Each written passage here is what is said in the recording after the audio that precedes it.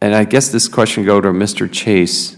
Tell me about the authority to operate. There have been some questions about this in the past.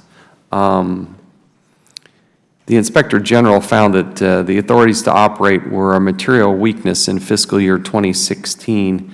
The IG reported that 18 major systems still did not have current authorities to operate in place. What is the current state of those ATOs?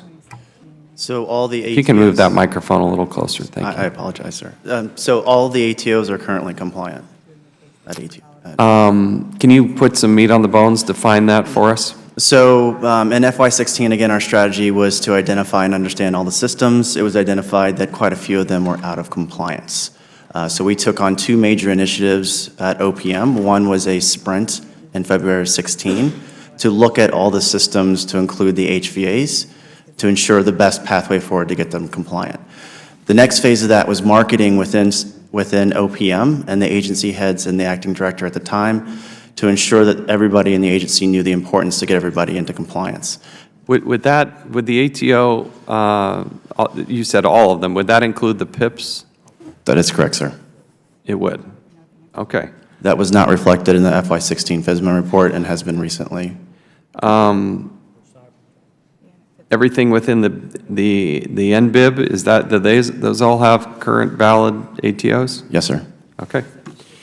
Let me switch over here, if we could, to Ms. McGettigan, or maybe Mr. Phelan. You might be the right person. Actually, let me ask you, Mr. Phelan.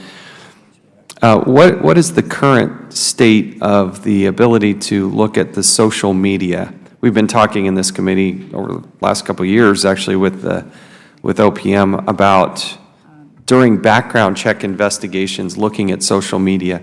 What are you doing or not doing in that process? Thank you, Mr. Chairman.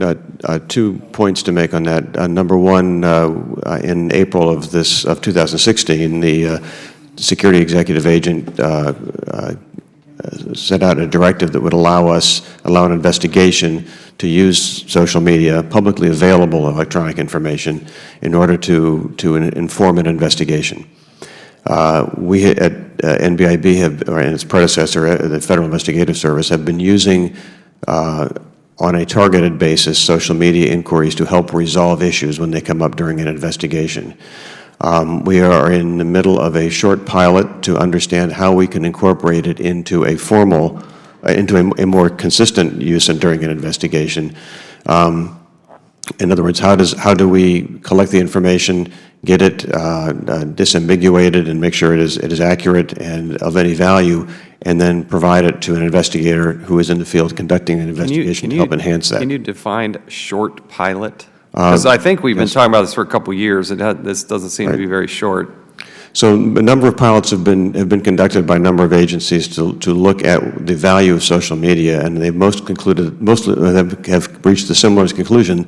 There can be valuable information in collecting social media. Can you just hold on here? This is what drives people crazy about government.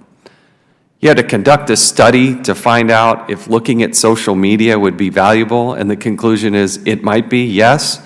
Come on. Every single time there's a terrorist attack, what's the very first thing the investigative body does? They go and look at their social media. And more often than not, they say, oh my goodness, if somebody had just looked at this, why in the world do we need, we're still doing a pilot? Let me answer the question for you. Yes, looking at publicly available social media should be part of the background check. It's a joke to think that you're not looking at social media. And the idea that we even have to think about this, by its very definition, it is social, it is open, it's there. Facebook, you can go, come on. Instagram, Twitter. Every single time we go and do an interview for somebody, we go check their social media. Why do you have to do another pilot? The pilot was not to determine whether or not there's any value in social media. The pilot that we are currently running is how do we incorporate it into a standard background investigative process. And the largest pole in this tent here is not can we collect the information. It is not is there going to be valuable information in there. It becomes how does it get incorporated in a manner that is cost effective to our customer base. And because the collection is the easy part, the analysis of it becomes harder, and the more data that's out there, the more difficult the analysis becomes. I believe that this is a relevant data source. We believe it is a relevant data source. We're going to continue to exploit it. This pilot was a very short one to determine how we can build it into our current investigative process, and as we move down the road, how it will become more of a mainstay for this investigative process. Have you considered implementing a policy to require the disclosure of online usernames or social media identities as part of the clearance process? We have not at this point. Why not? That would be a decision to be made by the security executive agent to ask for that information. Here's my personal take on this, and then we'll go to Mr. Conley.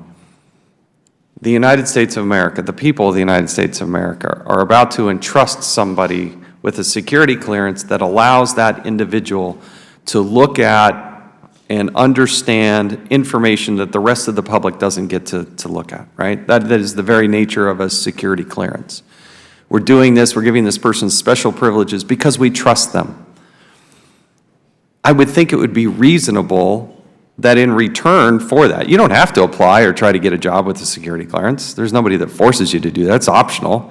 But you would think in return for that, they would say, yes, here's my Instagram account, and I would go so far to say, here's my password. If you want to go look at my private Instagram, that is a reasonable thing to look at when you're trying to go back and do a background check. Some of these background checks are so thorough.